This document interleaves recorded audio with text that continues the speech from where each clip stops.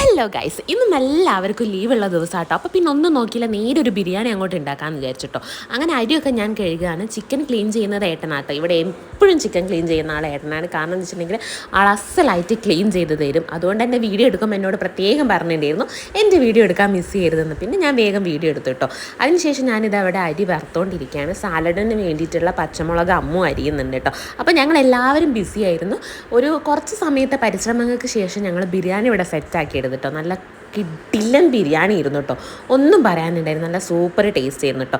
അങ്ങനെ ഞങ്ങൾ എല്ലാവരും കൂടി ആട്ടോ ബിരിയാണി കഴിച്ചിട്ടുണ്ടായിരുന്നു. നമ്മുടെ കസിൻസും മൂത്തമ്മയും മാമനും എല്ലാവരും ഉണ്ടായിരുന്നു കേട്ടോ വീട്ടിൽ. അപ്പോൾ എല്ലാവരും കൂടി ഇരുന്ന് ഭക്ഷണം കഴിച്ചു.